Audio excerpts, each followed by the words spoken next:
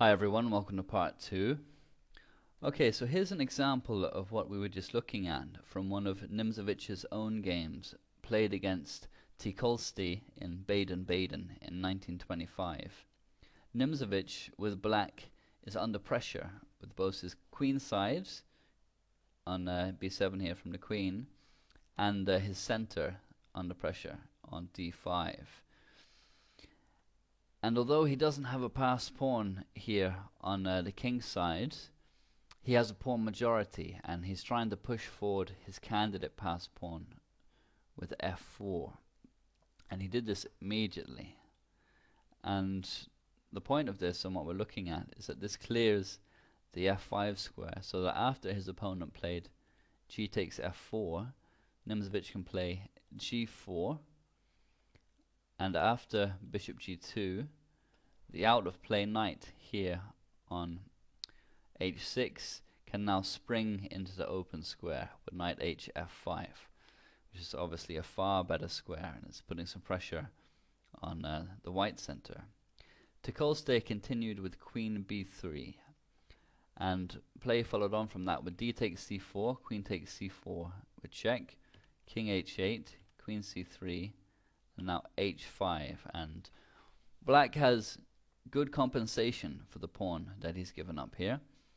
And after rook a d1 h4 came rook d3, knight d5, another very nice outpost square, queen d2, and now rook g8, and black is going to get an attack here, and he's going to support his very valuable pawn majority with as many pieces as he can. So next came bishop takes d5, c takes d5, king h1, and g3. And white is under continued pressure here, but the main point of looking at this was to see the idea of advancing a passed pawn, or at least a candidate passed pawn, so that the knight can use a square. And this is a very important piece in continuing the attack on the white king. Of course, it's also possible for the pawn in question to not be a passed pawn or a candidate and advance in order to open lines or free up squares. And such play is very dynamic and always worth keeping in mind when you're playing. So now we can move on to the second reason why a blockade is logically necessary.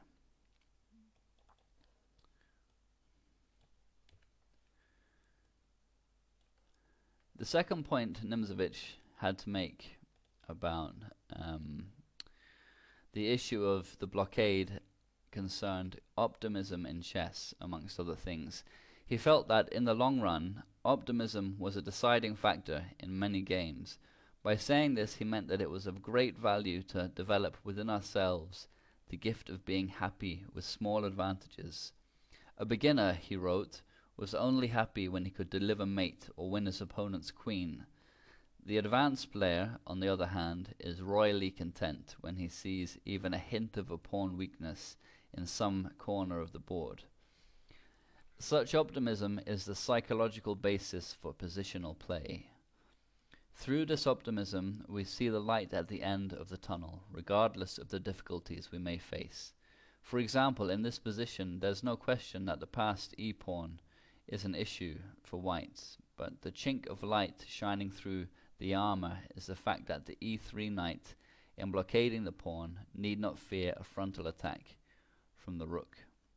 Often it's the case that the blockading piece will be more active than this knight here and exert pressure on the enemy position. Sorry, actually this knight here is not really creating many threats in a black position, but of course oftentimes there'll be more pieces and more activity, and from the blockading square, which is safe from attack, the piece will be able to deliver some threats. So as a result, the e3 square constitutes a weakness that black has to deal with, because from here the piece is going to be a strong attacker, and thus it becomes clear that the enemy passed pawn provides a natural post from which officers can carry out what Nimzowitsch referred to as reconnaissance work. Okay, so now we can move on to the third and final reason.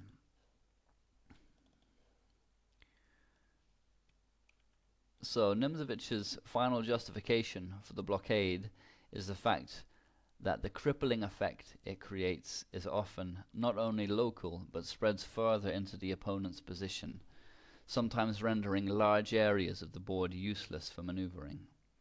For example, in this position, white has a very solid blockade on the e6 and d5 pawns, these two unmovable knights.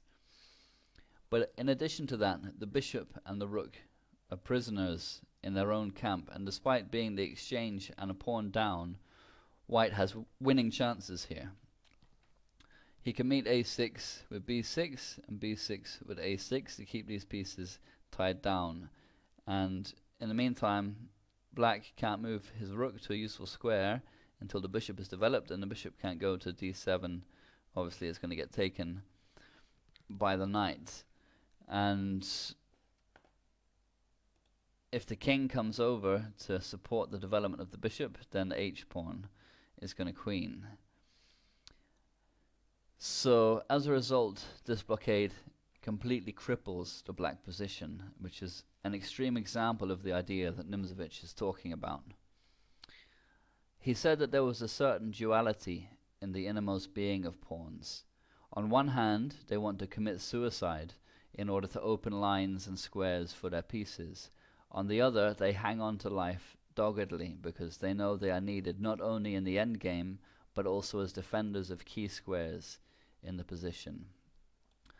Thus, Nimzowitsch wrote, when a pawn is blockaded, an area of its innermost being is denied, and as a result it becomes deeply melancholic and transfers these feelings to its fellow pieces.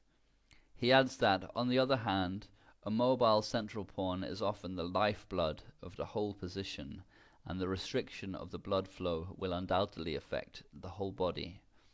So it's clear that almost always there's a significant justification for setting up a blockade as quickly as possible. To understand this more clearly, it's necessary to turn our attention to the blockading piece itself. Nimzowitsch reiterates that the main function of the piece is to prevent the advance of the pawn in question, and as a result the blockading piece is often made immobile.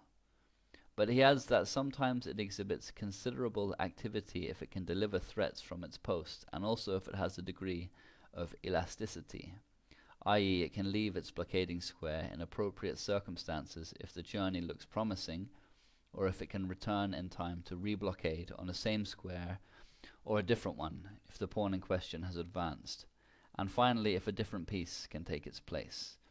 Obviously we don't want to move the e5 knight here because it has this threat of just taking the bishop if it tries to develop.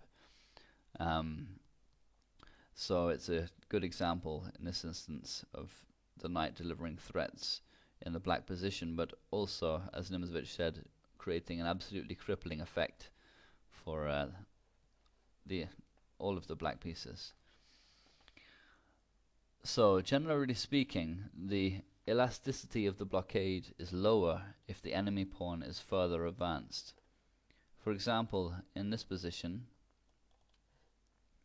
the blockading knight is very flexible and can take journeys all over the board with little concern of the pawn that it's blockading, because the e-pawn can take it if it advances. And Nimzowitsch then moves on to the effect of the blockade itself. Elasticity is something that simply happens on its own, whereas the power of the blockade should be developed knowingly and systematically. The effect of the blockade is heightened by the calling up of reserve troops to defend the blockader, which must also have safe posts. For example, if we compare two similar positions,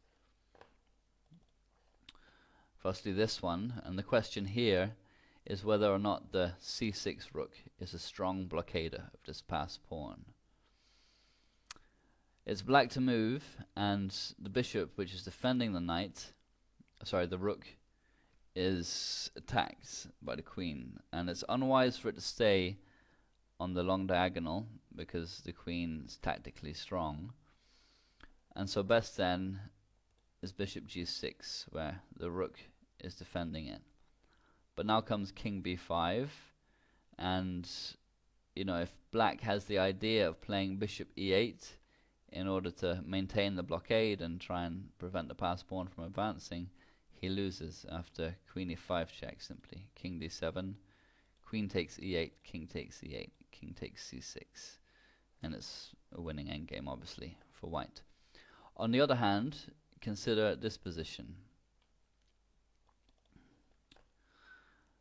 So it's the same position, but we just have two extra pawns here, and given these pawns, black can now safely keep his bishop on the long diagonal with bishop f3, where it's both safe and immovable, cementing the rook c6 in place and securing the draw for black. When we looked at the concept of the outpost in earlier videos, it was clear that much of their strength came from their strategic connection to other pieces in their army, and the same is true of the blockade, i.e. a blockading piece that is poorly protected will not be able to resist the opponent's pieces if they attack it vigorously. It will be put to flight or destroyed. It is here that Nimzowitsch first mentions his idea of overprotecting important pieces or squares, something that will be returned to later. Through overprotection, the other qualities of the blockading piece, such as elasticity and creation of threats, are made much more viable and greater in strength. So when choosing which piece to use as a blockader, it's of vital importance to consider the elasticity the piece will have and any threats that it will be able to create from the blockading square. Often, however, it is a good strategy simply to strengthen the blockading effect, after which the threats and elasticity will come about of their own accord.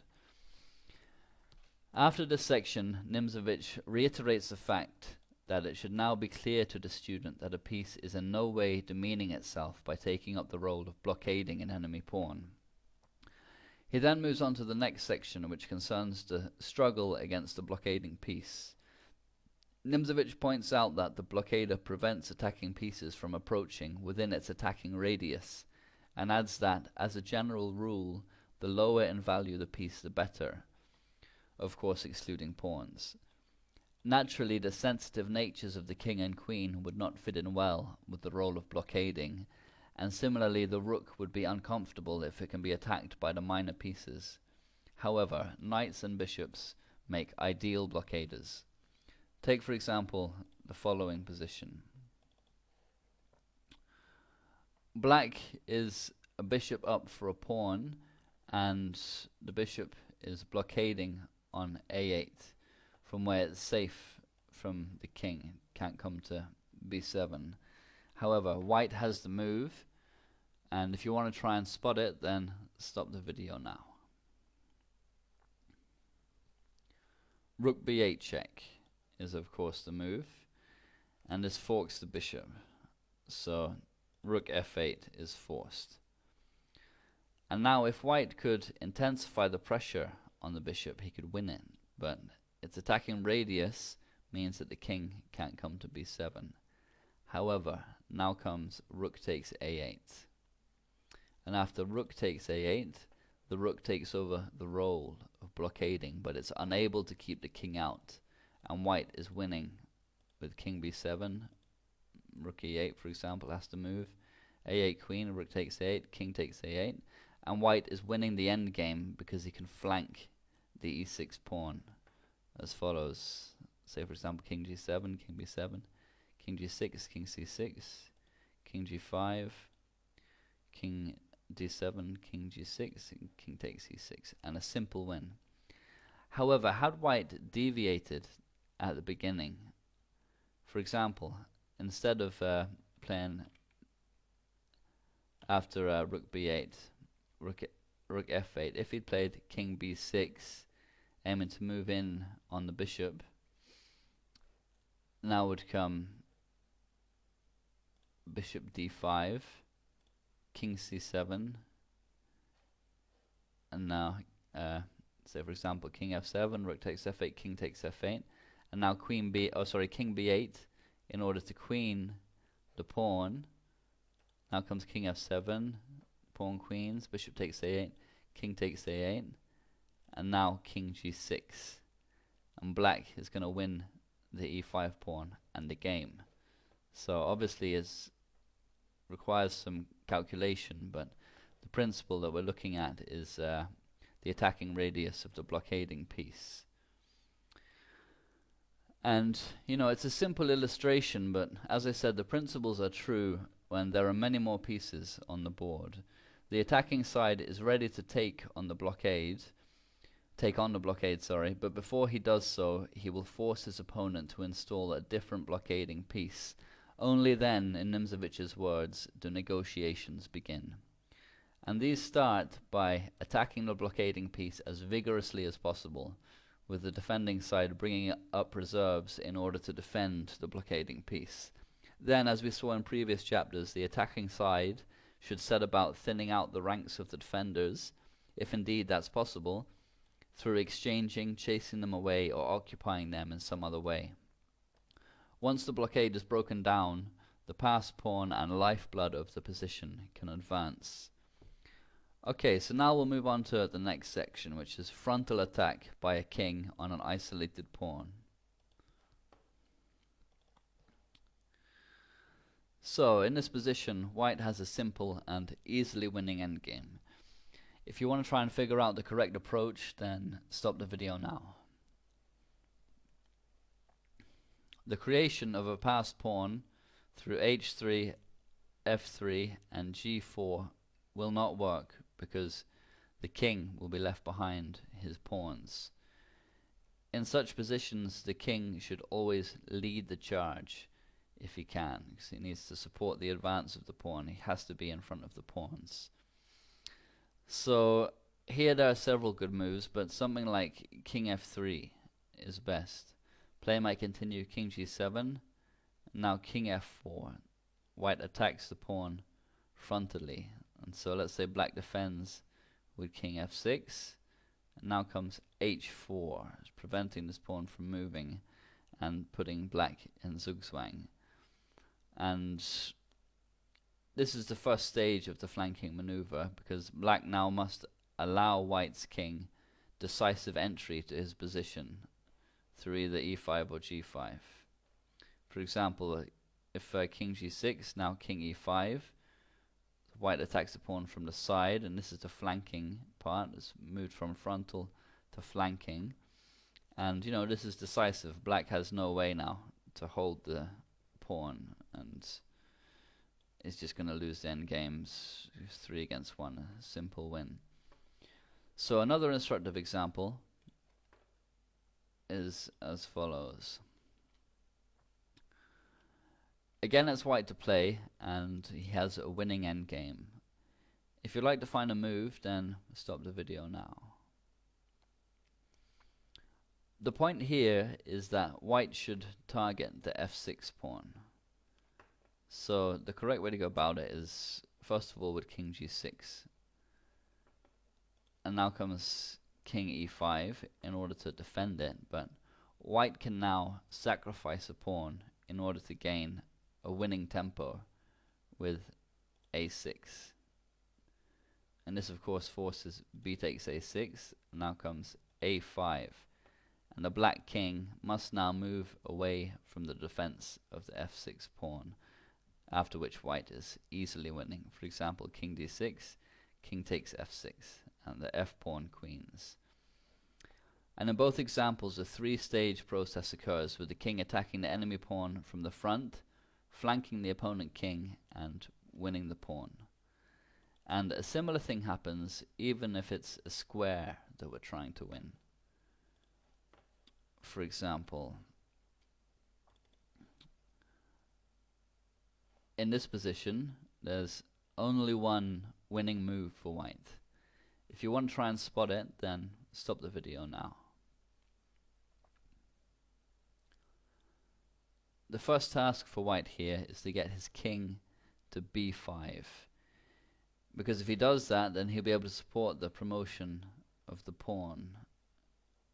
He'll have to knock the king back a bit further, but from here he can push the king back anyway.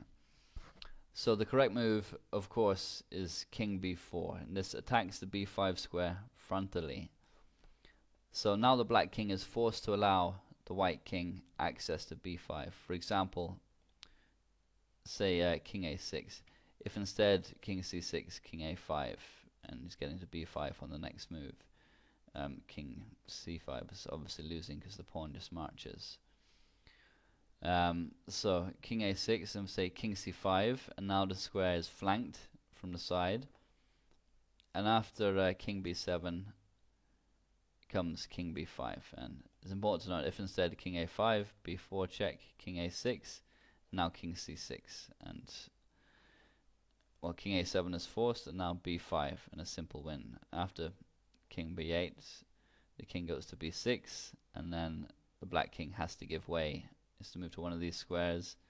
If he goes here, the white king goes here, and if he goes here, the white king goes here. And for me, the one who supports the advance of the pawn.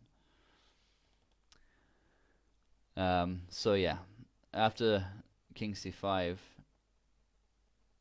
it's the flanking of the square is achieved. So say king b7, and now king b5, and the square is won. And now white can carry out the same maneuver to win the b6 square, from where it's going to be possible to support the queening of the pawn. And we see the idea of the opposition at work here, which was explored in the series I did called Lessons from Capablanca. But Nimzowitsch points out that general theory behind the opposition is lacking in clarity and should be considered obscure unless these and other concrete ideas are considered in unison within. So, to sum up this chapter, pass pawns are created from majorities, and we should remember the rule of the candidate, the unopposed pawn advancing first. A pass pawn should be blockaded because it otherwise threatens to advance and either queen or bring other pieces to life. Moreover, the blockading square is strong, and blockades can cripple our opponent's progress. We should consider carefully which piece to use for the blockade, taking into consideration the threats it can make and its elasticity. We should also overprotect the blockading piece to create flexibility. When playing against a blockade, we should aim to uproot it through direct pressure and favorable exchanges of the blockading piece. The idea of the opposition is outdated because it judges the situation on the outer symptoms as opposed to the inner symptoms. Okay, so that's it for this chapter. I hope you enjoyed it. Please leave any comments or thoughts. Thanks very much.